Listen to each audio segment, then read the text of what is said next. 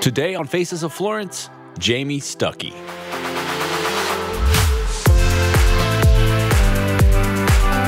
Our friend Jamie Stuckey is a creative based right here in Florence.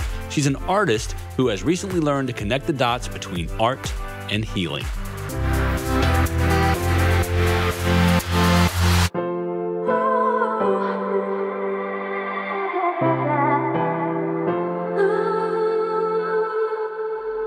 Hey, welcome. We're so glad you found us. Radio Free is a 24-hour Christian mix radio station broadcasting right here out of Florence, South Carolina. So when you're driving around town, remember to tune it in to 92.5. And if you're outside of the Florence area, you can listen 24 hours a day at radiofree.cc.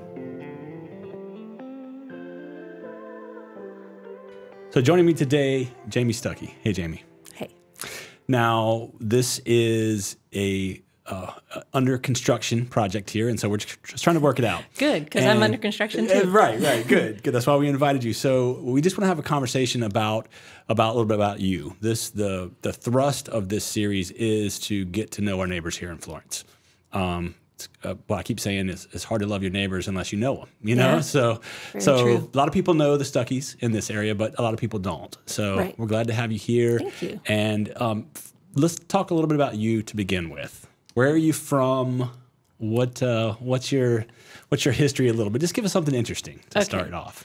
I grew up in West Virginia, but it's important that you know that I'm not biologically West Virginian. Okay, all right, okay, good, got it. I get teased. All my teeth are my own. My legs are both the same length. I didn't have to go have surgery. Oh, brutal. All right. Yeah, okay. I was born in Texas to parents from Iowa, but we transferred up to West Virginia when I was a baby for DuPont. And that's where I grew up. My parents divorced when I was around 6, and ultimately my father transferred down here. Okay. So when to DuPont here. To DuPont here. Gotcha. Okay. Which I think the building's not even in place anymore, which is really weird for me. I don't know how it is for him. I've asked, but he took early retirement and has had a blast, so he's not worried about it at all. Yeah, good. So when I graduated high school in West Virginia, Dad told me I had 2 choices, and one of them was to come down here. And he very graciously was assisting me with my college education financial part. So I chose to come down here. Yeah. And 10 days after I moved down here, I got saved. Okay, wow. Well, let's talk a little bit about that. So you were not raised in a church situation? We went to church. Okay. I'm sure, I don't remember going to church with my folks when they were married, but I'm sure we probably did. I was little. But yeah, Mom and my brother and I went to church every Sunday. But for me, that was just the right thing to do. Sure, yeah. It wasn't sinking in. Yeah. And my mom, brother, and I moved briefly to Texas when I was 13, and we went to a Southern Baptist church. Thank God for the Baptists. Because and I can't blame it on anybody but myself. I just wasn't getting it. But the Lord made it possible for me to understand the gospel for the first time in this Southern Baptist church. The only problem was when we went down to pray the prayer of salvation, since the room didn't shake and the lights didn't blink, I thought it didn't take. Oh, okay. So that meant I spent really kind of the next 5 years knowing I hadn't made a choice about the Lord and scared to do it because I was very shy. And I was sure that if I got saved and gave myself to the Lord, He was going to say to me that I needed to walk up to people on the street that I did not know and say, "Where are you going when you die?" And I'm not a conflict person. Right. I think it's highly ironic that He ultimately has called me into missions, and that's like my heartbeat. But He has not made me approach people on the street and get all up in their faces that way. So yeah, when I came down here, I went to my older stepsister's church, and I just adored her. And they were having an old school revival. And the last night, I said to the Lord, "I'll go up if my brother goes up." And somebody came and took my sweet brother by the arm and walked him up. I was like, I don't know much, but I think that might have been. Yeah, there it is. Get your Answer tail to a prayer right there. Yeah. Wow. All right. And okay, let's talk briefly about how you met Greg then, because he's a part of this series as well. Yeah. And you guys are, if there's anybody I can think of that's one unit, it seems like Greg and Jamie. So tell me how you met Greg. Well, thanks to the Lord, I found what was then called the Baptist Student Union. Okay. They're BCM now. Yep. Mm-hmm. My kids snicker every time I say BSU, but I know what it means. It just sounds differently to them. Right. And it took a little while to get into that because I kept telling the kids that were inviting me to BSU, I'm not Baptist, because I do thank the Lord for the Baptist, but I knew that I wasn't being drawn that way. And finally, one of them just looked at me and shook his head and said, you don't have to be Baptist to come to the Baptist Student Union. Right. And again, before I became a Christian, I was a little bit worried about being a fanatic, so I was like, oh, these people are probably all crazy. But I got there, and they were people my age who were cool and who loved Jesus and showed me what it looked like to be my age and love Jesus and be just a regular person. How about that?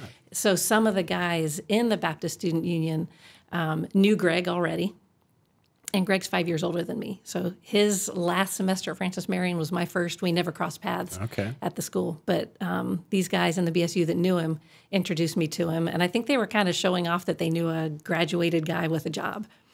And it was at the old PD Christian on Irby Street, way back in the day in the music section, because Greg always had all the coolest music.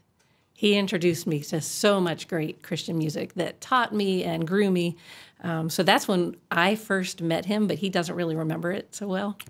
He remembers later meeting me at a Bible study he was leading when I came in dressed as a clown. Okay. Because the BSU was doing a Halloween party for foster kids, and so I dressed as a clown, and I'm a perpetually late person. If we're atmospheres, I'm the South American atmosphere, and Greg is more the European atmosphere. He's like on time and early, and I'm like, gosh, I hope I get there on time. It's wonderful that I got here early. So yeah, I didn't have time to change from the foster kids party to the Bible study, so I just went in the big nose and the silly shoes and the whole 9 yards. And that did it, huh? He didn't even flinch. He just opened the door and said hello and welcomed me in. Didn't act like anything was out of sorts. And several months later, he hired me to work for him at the YMCA. And after that, we started dating. Wow. Very cool. Very cool. Well, you guys have made a big impact on this community. And that's sort of the idea behind this podcast, is to sort of shed some light on people in this community that are doing real serious kingdom work, to take it seriously. And you are definitely that. And we've got you here today at sort of a crossroads in your life, maybe. Some stuff's changing. We talked to Greg a lot about that the other day. But I would like to hear from you a little bit about the journey to now. I definitely want to get into what you've got going on because it's fascinating to me. Right, yeah. But let's you're talk in danger a little of bit. me geeking out a little bit. That's fine. Bring it on. Bring it on. But you spend a lot of time doing mission work. You guys are sort of known for that. But tell me, kind of give me a overview of what this last 25, 30 years has been as far as ministry for you guys. Okay, all right. Well, in addition, a continuation of that story really that goes back to those college days was my first missions trip was in 1989. I went for the summer to Peru. Okay. Part of the reason that I was going was to pray about marrying Greg. He was on that trip as well? No, he was not. Okay. He was not. Right. We took that time for me to pray and seek the Lord because of my past experience with divorce. I wanted to make sure that I knew that I knew. Yeah, sure. And I was young in the Lord, and there were times when I thought it's not right for me to love Greg more than I love God. So I would break up with Greg to prove to myself to make sure that I wasn't doing it. But then I'd call him like a few hours later. So all that to say, we got to the point where it was time to think about that, and the Lord had already put this missions program on my radar. And so the following summer I went, and the Lord did a bunch of stuff. He confirmed that it was his will for me to say yes to Greg. He showed me that he saw me personally and began building my security in him. And he lit a fire in my heart for missions and ministry that would not be satisfied with anything but more of the same. So we eventually got married, and we got married in 1990. When he came to pick me up from that summer, he had waited so long to hear my answer. He made me wait like 2 more weeks before he even asked me to marry him. So we got married in 1990, and he got a call from that same organization in 91 saying, would you consider going to Belize and setting up and running a youth camp, because they had learned about him through me and found out how very qualified he was for what they had the needs for. Yeah. Yeah. And I was working at the hospital at that time as a receptionist in radiology, and my boss was, and still is, a believer, Earl Sims, and he would not let me go. I didn't have the time off, but that was the Lord using Earl to keep me seated so that Greg and the Lord could have that time. How about that? Because, I don't know how much Greg shared, so I might be redundant, and I'll trust you. No, this is good. This is new. About halfway through that time, Greg had time to talk with the Lord in the midst of a sermon, which was being translated. So you say a sentence, and they say like three or four. Right. So you've got time. And he was thinking, Lord, somebody should come and work with these people. And the Lord's like, yeah. Somebody should. Somebody should. And Greg said that a few more times, and finally the Lord was like, yeah. And Greg was like, oh. So he called me a few days later. I think that I might have been at work when he called. And he said, what would you say if, which is one of our all-time favorite questions. What would you say if I thought that I think the Lord is calling us to come back here and serve and work in Belize, running and setting up and running this youth camp? And I said, cool. And so the next summer we went together, took a team, and I started the summer pretty sure that there was no way God wanted me there because it was hot and uncomfortable and there were bugs and it was scary at night and it wasn't the same as home. But by the end of the summer, I was mad because we had to leave. Really? Wow. And so that was all I can still see there was a few particular faces with their big brown eyes that the Lord brought to my mind to say, you need to come back. Wow. And those sweet faces are grown up now, and we still know them and still get to love on them. So we went back, stayed there for 5 years, got the summer camp set up and running, got school year ministry, youth events set up and running. Greg was so great at all of that. I got to kind of just be his right-hand man and help with it, really. That's the truth, because he was just brilliant with it. But once we got it up and running, it got to the point where, okay, now it needs to go into the hands of somebody whose gifts are continuing it. Right. And it was, the name of the place was Machaca. And Machaca Summer Camp has had summer camp every year since then until this past summer with that crazy pandemic. Yeah. But it's still there. It's still there. Yeah, okay. And it's morphed and it's grown and it's done beautiful things, and it's continuing to be a part of that community, which is really exciting for us. There's a lot more Belizean involvement with it now, which is fantastic. And the whole reason they asked us to come in the beginning was because the government had said, we've had enough of missionaries, but we need somebody to work with our kids.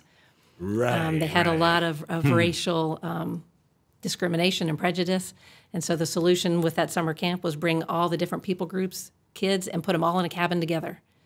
So that's what you guys were doing? And that's what we did. Was there some tension with that, I would imagine? Yeah. Wow. There was, but it came out that some of these kids grew up as friends.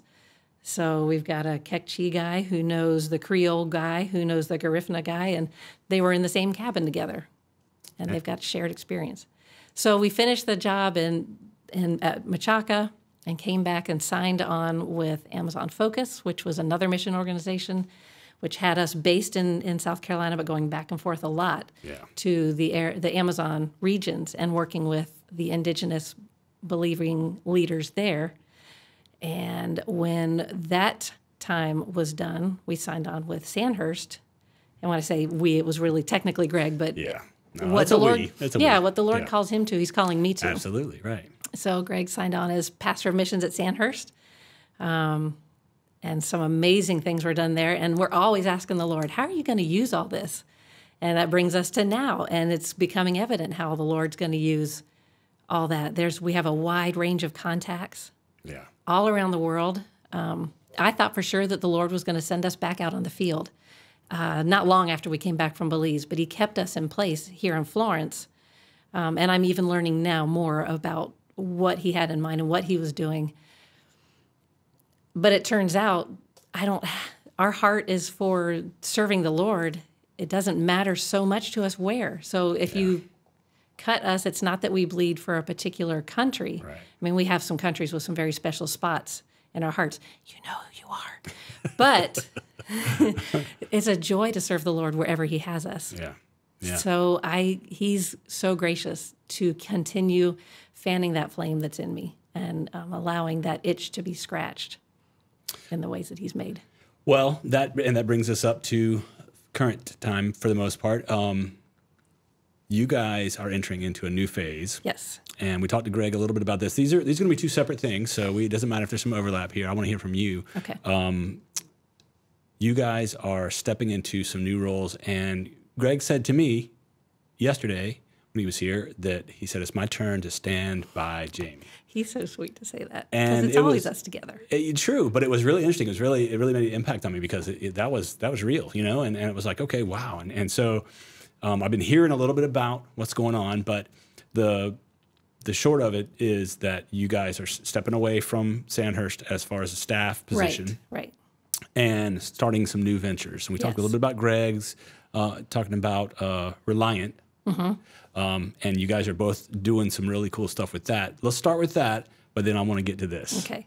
Start with Reliant. Reliant, yeah. Okay. And how we got to Reliant, or just who Reliant is? What your roles are going to be with that. It's a little different than before, right? Yeah. Yeah. So Reliant is the mission organization. We're connected to two mission organizations. Reliant is our organization handling all the technical stuff. Right. Okay. So that we don't have to, because some people were saying, why don't you start your own 501c3? And we thought about it. We could, but we don't want to. That's a whole nother avenue of activity that will distract us and take us away from what the Lord's put before us. So Reliant is a fantastic organization. They exist to make missions happen. They work with the church and ministry organizations to make missionaries able to do what the Lord's calling them to do. They have a fantastic training and interviewing process. So here we are. We applied with them, and we're going through their training. We're like 30. We're rookies with 30 years of experience. Greg may have said yesterday or the other day. That's good. But it's true. But they have their way of doing things, and it's so thorough, and I love it. We were older than most of the kids interviewing us. Yeah. Greg was saying people were like, so you guys have any experience in missions? You're like, a little bit. A little bit, yeah. But it's just so good to have the accountability that they're offering and the structure. Accountability for us, but accountability even for the people that the Lord will call to join us in this effort, because they can know that Reliant is not cutting any corners, and that they're following the Lord and the law thoroughly. Here's Life is the ministry organization that we're with that will allow us to do all these things that we'll talk about and that we have talked about. Does that get you where you were looking for? I think that's what we're looking for. So let's talk about trauma healing. My guess is that everybody listening, watching, has some sort of trauma, but it's all over the map for every different type of person. And I think even that word might be hard for some people to even get their mind around. But you have been drawn towards this. And, Greg did not tell me really anything about what was going on. So I want to hear what started this for you. What started you down this pathway? Okay.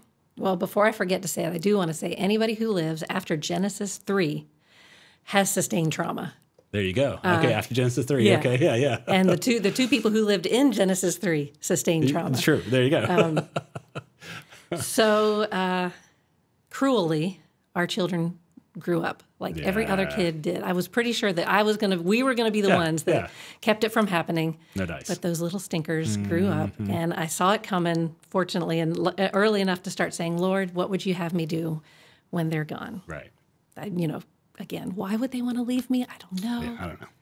But at the same time, other side of the coin, I am enjoying the time with my husband. Don't want to slack that off. But anyway, so as the time was approaching, I started asking the Lord, what would He have me do after this chapter was ending? And one of the things He graciously put in my hand from early childhood days is art. Yeah. And it's just been a driving passion for me. Force in my life, and God's used that for healing and in my heart and for others. We'll get to that. But I said, you put art in my hand. Like when the Lord spoke with Moses, what's in your hand? A staff. I said, what's in my hand? I know you've put art in my hand personally. How would you use it? And a missionary was speaking at Sandhurst, and she mentioned something about trauma healing. And I don't know if you've ever had a moment like this, but it could have just flown by me, but as it did, but as it flew by, it went plink. and kept going. And I was like, that sparked something in me that I need to pay a little bit of attention to that. And it kept coming up. And that was, 2013 or 14 probably. Okay. And so through various conversation and connections with people, through the things that Greg was doing and I was helping him with, I began to hear more about trauma healing, and I began to hear about this school called the Global Institute of Applied Linguistics. It's now Dallas International University. Okay. And they're connected with SIL, which is, I hope I'm saying this correctly, they're connected with SIL and a branch off of Wycliffe. And they were offering this course called Arts and Trauma Healing. And I was like, here I am. I'm one of those moms who's going to start looking at postgraduate courses. And I called the school up and I said, I've heard about this class and been reading about it, and I'm asking the Lord, what does he want me to do? Would this be a good course for me to take to see ways that my art could be used in missions? I was so naive. And the nice lady on the other side of the phone said, of course it is. If I had understood how intense it was going to be just in and of myself, I wouldn't have signed up for it. Really? Yeah. Really? Okay. Yeah. But I did, and it was an online class that required 2 weeks of on-campus time. And during the online portion, the reading list that we had to read and report on, the stuff we had to do, it was difficult to do it online. My heart goes out to all the kids that are struggling with some of the online learning. It's not my favorite. At all. So I was so excited that, I get to go down for 2 weeks and we're going to talk about all the stuff that we read and have all these intellectual discussions. Right.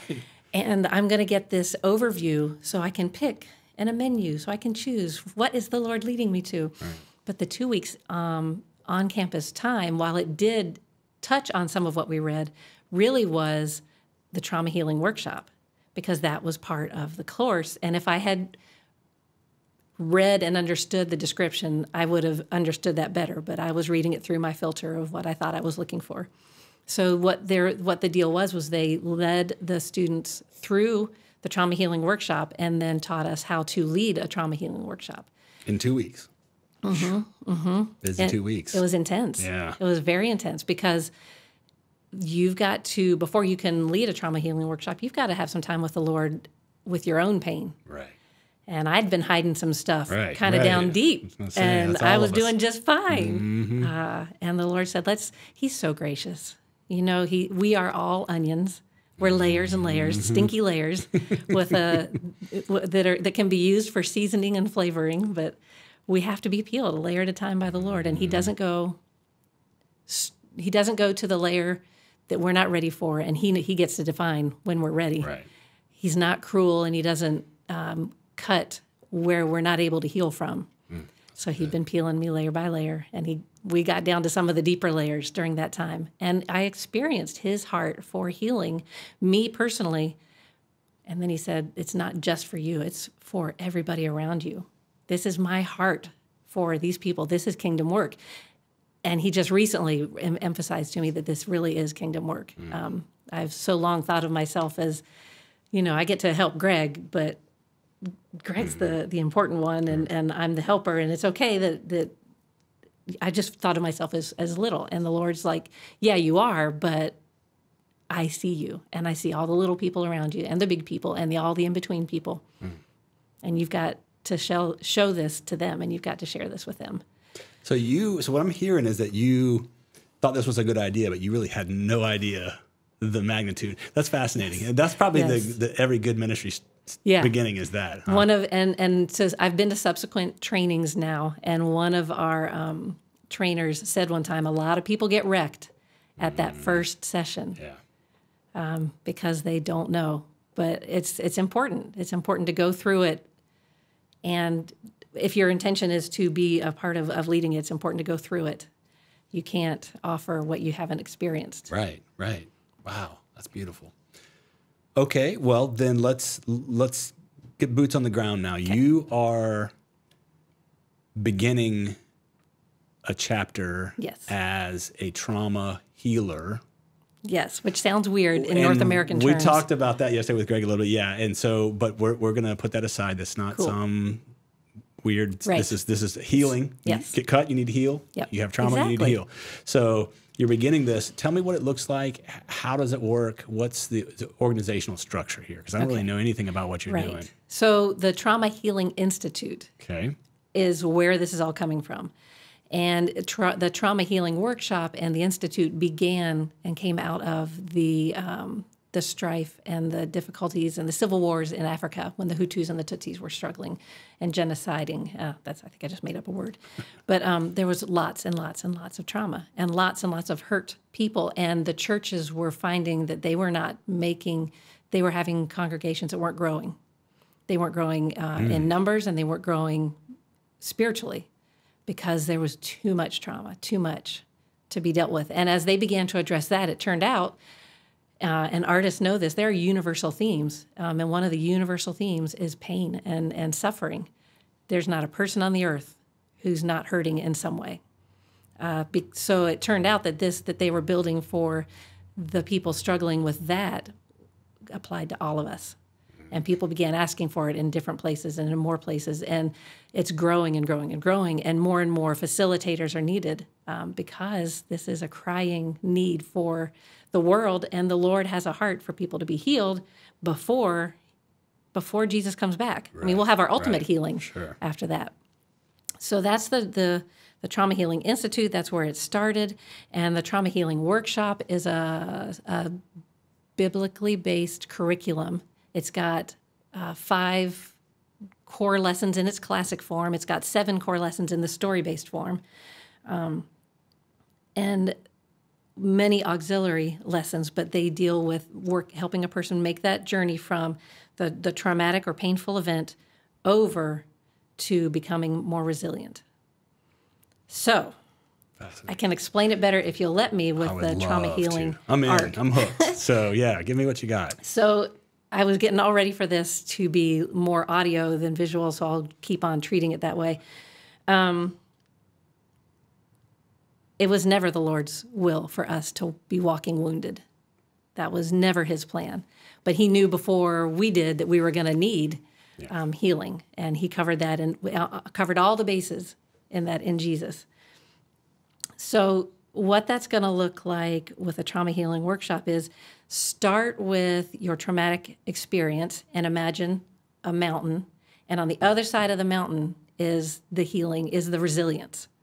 Okay, and you got to get from the traumatic event to the resilience, but it's not an easy path. So the Trauma Healing Workshop walks people along that path, beginning with the wound and talking about what a wound of the heart is, which is in this case trauma. Trauma doesn't have to, and trauma is usually a very intense experience that overwhelms us with horror and powerlessness. But these principles apply to the pains that we sustain just as sinful creatures. So we start with learning what is a wound of the heart, and then being heard. Then learning about the journey of grief, because all trauma involves grief. Not all grief is trauma, but all trauma involves grief because there's stuff that's been lost and it has to be mourned. We talk about why is there suffering. We cry out to God. And the top of the mountain is taking our pain to Jesus. We've identified the pain, and we're taking it to the Lord. That's interesting. Let's stop right there, because I think a lot of times maybe the modern church has kind of skipped over a lot of those steps. Like, bring it to Jesus, and then let's move on. Yeah. But it's interesting. Yeah. Half the whole mountain was getting all this stuff in order to get to that point. Right. Interesting. And what you just described is what we call a false bridge. And we talk about it in the grief process. We talk about the journey of grief and the 3 stages, the anger and denial, and then hopelessness, and then new beginnings. And a lot of times we want to go straight from the traumatic experience to the new beginnings. Yeah. To skip anger and denial and to skip that hopeless spot is to risk infection, if you want to put it in medical terms, is to risk further damage. And so you're right. We in the church do have, and maybe it's more of a Southern church thing. I don't know. Yeah. This is where I've done my spiritual growing up. We do have a tendency to want to skip straight to take it to Jesus, get it better, and move on. And I know that's not to be entirely unkind. Right. It's a human thing. It's messy. Yeah. And it's hard and it's scary and we don't know what to do and we don't have all the answers. So could we just go straight to Jesus and get that behind us? Yeah. But the cool thing is God's not scared of the mess. Right. He never was. He was ready for it before we made the mess. So we're at the top of the mountain. We've taken our pain to Jesus. And the next thing we're doing is talking about forgiveness. Forgiving the person. That's hard work there. And it's we can forgive, but that's a big, big task. Yeah. The only reason we can do it is because of the Lord. And the only reason we can do it is because he forgave us of so much more than we'll ever have to forgive anybody of. Right. Which sounds crazy to say. I'm thinking about people that suffered in the Holocaust. I'm thinking about people that have suffered at the hands of cruel other people, and how can they possibly forgive? But it's been done. I think about Corrie ten Boom. There are people who have done it and modeled it. But the first model was Jesus, because he said, forgive them because they don't even know what they're doing. And we were doing the worst to him. After forgiveness, and we have a special time where we write down the pains again and the people and the things, and we take them to the cross, and we have a ceremony that is not magical in and of itself. It's symbolic to let us see that we are setting this down. And there's a cycle of forgiveness. You have to sometimes forgive over and over and over again before you're free, but that's okay. God doesn't say forgive and forget. He says forgive, and he walks with us through that process, because some stuff you can't forget. Yeah. After forgiveness, we come to rebuilding our lives and resilience to overcome. So the walk downhill has a few less things on it than the walk uphill, but it brings us out on the other side stronger. Can we keep traumatic things from happening ever again? We cannot. But now we can have stronger tools, stronger selves, and better tools to deal with it when the bad things happen again. And I've seen that in my life. When the Lord brought healing to me in some areas during that class, later on when bad things happened, I had a better resilience. And it was easier to walk and follow the Lord through it. Didn't mean it didn't still hurt. It didn't mean I wasn't still a little upset with him. Yeah, right. And I like the emphasis on easier. It's not, you're not done. Everything's great. It's maybe just a couple steps forward. Right. But that's hope, Yeah, being a Christian doesn't mean that everything falls into place and is happy-pappy and easy. I started noticing the prophets in the Old Testament, and they were obeying God, and he had them do crazy things, and they suffered a lot. Yeah. And then you have all your New Testament people, and you have the examples you can think of from your own life. It's not wise for us to act like things are going to be great. Right. But the Lord walks with us. Yeah. And better. They can be better. Oh, my goodness. Yeah.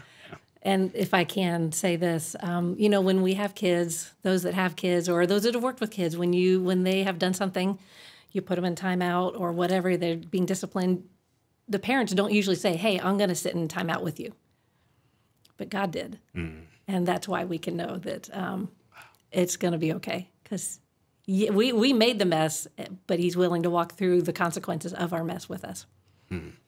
Well, this is beautiful. I mean, just amazing. And I feel like the work that you've got to do or that is before you is probably just immense, but it's so hopeful because there's going to be a lot of people set free with this kind of thing. So you are Trauma Healing Institute certified?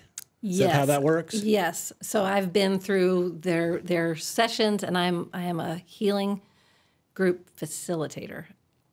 And I'm still learning because they're just a fantastic organization, and they are always making adjustments and growing and making it better.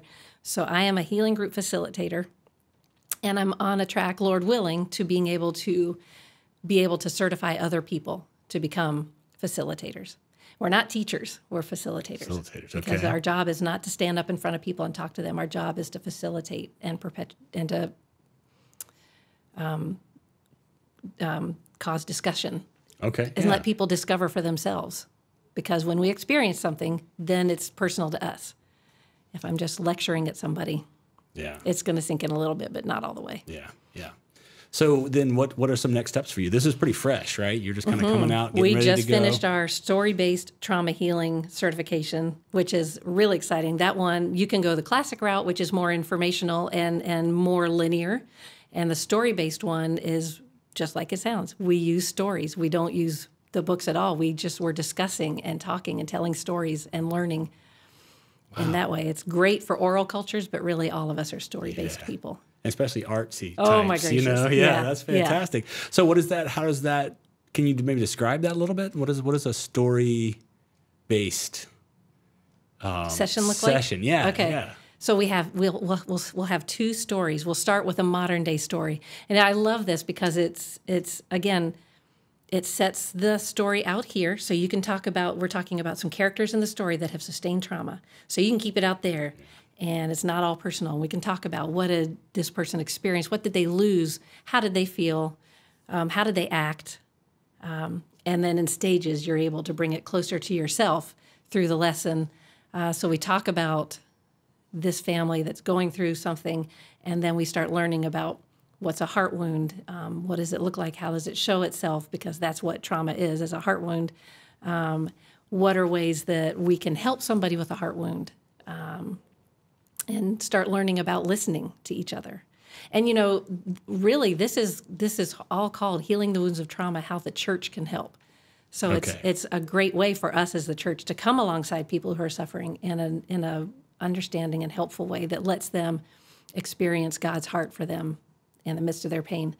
So we talk about empathetic listening, which I could geek out about very, very easily. We talk about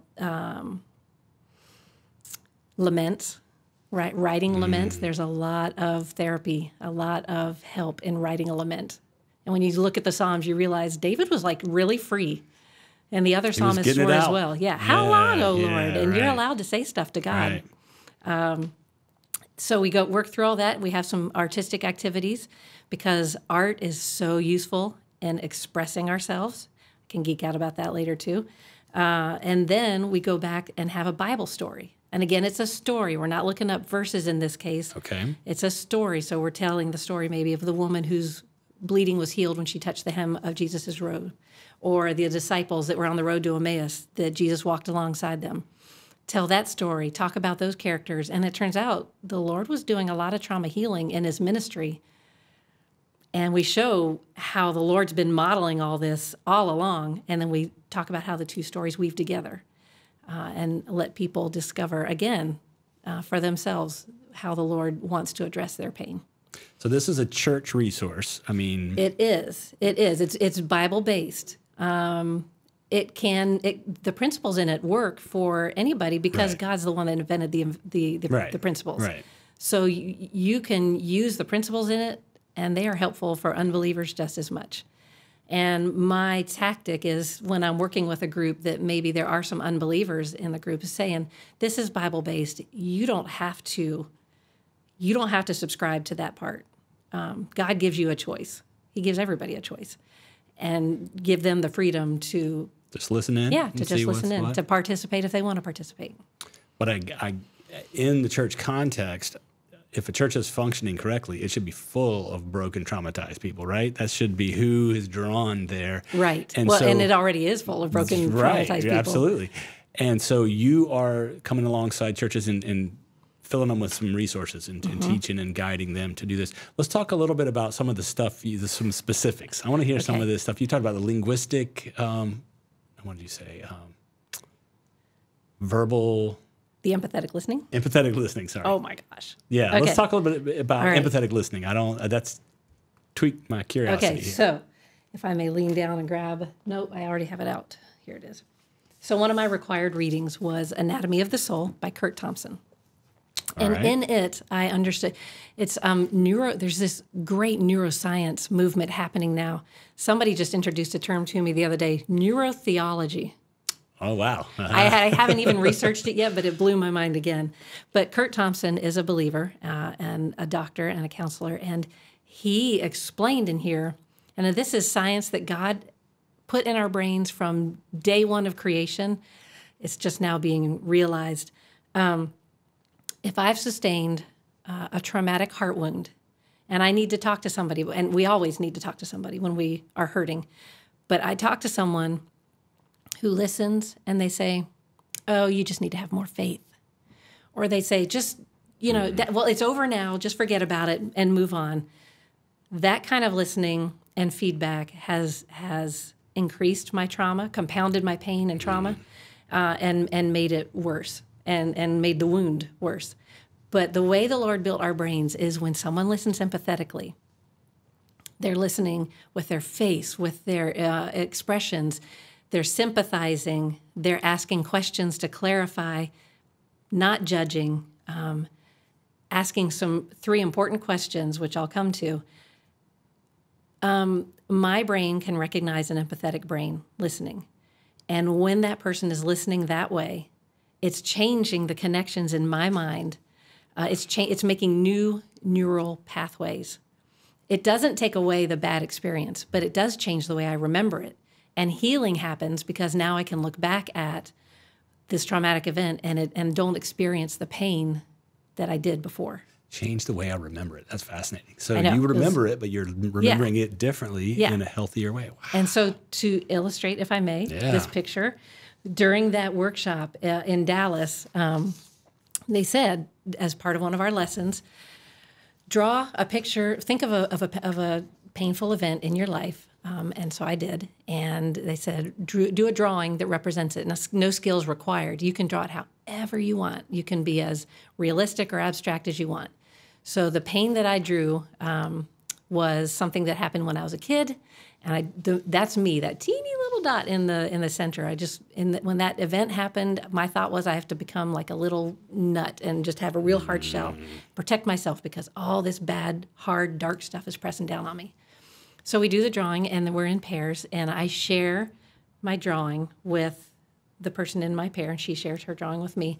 Her empathetic listening enabled me to talk about it and go there in a really an amazing way. And we had to ask each other 3 important questions. What happened, which allows the person to put the events in a timeline, just deal with the facts. Yeah. How did you feel? They get to put names on vague emotions. And what was the hardest part? And nobody but that person can answer that question. And I was able to identify my hardest part. And she listened sympathetically. And suddenly the pain of that event was decreased because she didn't judge me. And then they invited us to go back. Look at the picture. Has the Lord taught you anything through this experience? And I realized I had left space between the little nut that meant me and the dark that was pressing down. And that space was the Lord's hand. He was there all along, and I didn't know it until I had willingly shared that. And it wasn't until I had that time of sharing it that I could understand that the Lord was there all along. And all through empathetic listening. Through empathetic listening. And it transformed this guy, everything. Yeah, and this guy describes that so well. He describes so much about what God did in designing our brains to set us up with the potential to be able to minister to each other, to experience healing, and to help other people experience So you can healing. help me fix my brain just by talking to me. It's crazy. No, I can help you fix your brain by listening to you. There you go. Yeah, right. Even better. Even better. Allowing me to talk to you. Wow, this is fantastic stuff, Jamie. It's really exciting. So then, what's next step for you? You are reaching out for support for this. Is this like a missionary type thing where you're going to need people to help you do your work? Or so yeah, what's it look this like? is the ministry God's calling me into, and Greg has gotten trained in this as well, so he would know what I was talking about, and so that he could help me when I'm in situations where I need a man on hand. Yeah. And God is so gracious because there are some women in the Florence area that already have been trained The same place? The same stuff. So we are able to work together. It's really great. It's not good for us to Lone Ranger. Yeah. So I always want to make sure I've got people going with me, helping me, because A, it's not for me to do it by myself. B, the Lord's got plans for the people that are also facilitators of this. And C, when somebody's really wounded, they may need someone to step out with them. So it's good to have a few people on hand to be watching. So the next steps are raising our support so that we can begin begin saying yes to the invitations that we're getting. And Reliant is graciously allowing us to do a little bit of that now. But January 1st is when all our support should be in and raised, and we should be set free to just go wide open. Because the beauty of this is it can be used here. It's being used everywhere. It's already all around the world. Stories translate all over the world. Art translates all over the world. Exactly. That's crazy. Exactly. Wow, it's so cool. And there are story sets for different things. Like there's a story set for vulnerable women. There's a story set for refugees. There's a story set for urban American settings. So the folks that have been writing the stories, I'm just in awe with admiration and respect for the way they craft them, because the stories cover the things that need to be covered. All right, so someone's listening right now and saying, I need this help. How do they get in touch with you? I can share my email. We'll put all that in the underneath. Okay, so direct conversation with you is how it starts? Yeah. And then we can we can let them know where trauma healing workshops are happening so that they can take part in one. And I've got, like I said, there's a group of women who are already kind of getting involved in it. So we're all sharing information with each other, and that way we can have this network that somebody can plug into. Some people God's going to call just to go through the workshop because he wants to minister to their hearts. And some people God's going to call because he wants to minister to their hearts and get them involved in this ministry as well. Interesting. Okay, that's a good. So you don't necessarily have to want to become a healer for right. You may just need it for yourself. You may just have something you just need some help bringing to the Lord. Interesting. Wow, this is fascinating. I was amazed when I went through it because the classic format was what I was trained in first, and I had no idea that the Bible teaches us specifically through many verses that it's okay to express our pain, that we should express our pain, that it's okay to cry, that we're hurting people that need a healer, because I'm finding out that societies around the world kind of teach us all to stuff it and to hide it. That's not what God's, even in India, even in Peru, when I ask, what is your culture teaching you about what to do with pain? Stuff it down. Yeah, hide it. But God said no.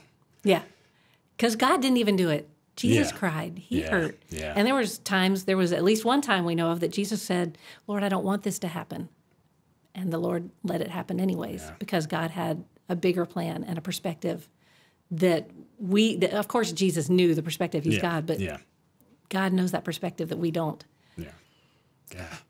Well, let's talk. Let's kind of land the plane here now. We can talk about this all day. This is fascinating. I know. I'm scared I've gone on too much. No, this is great. This is fantastic. And like I said, we'll put all the information accompanying this podcast in the video for it. And let's end it up with maybe some sort of a resource. I've been trying to end these things with my guest telling our listeners something that maybe has helped you along this path. You've shared several things, but is there any particular thing that's maybe on your front burner right now, like a podcast or a book you're reading or something that's really kind of dialing it in for you? Yeah, sure. Well, this Anatomy of the Soul, this is a reread for me. There's a podcast that I would like to recommend, but I do need to lift up my phone. Yeah, get it. Look at it with some specific episodes that really I enjoyed. The podcast is called Restoring the Soul with Michael John Cusick. Yeah. Restoring the Soul with Michael John Cusick. Have you heard of it? Mm-hmm. Dude, really? Yep. That's so cool. I listened to a podcast called Typology. I don't know if you've heard of it. It's an Enneagram thing. And the Cusick advertises on that. And they talk about all the different, it sounds fascinating. Every time they talk about it, I'm like, I'd love to go do this big several day or week long sessions. And so anyway, he sounds fascinating, but I have never heard that podcast. So he's got a couple of interviews with Kurt Thompson talking about love and lament during the pandemic, being known. He's got another one that goes in a different direction, talking with Mako Fujimura. Love Mako. Oh my gosh, I've just discovered Mako.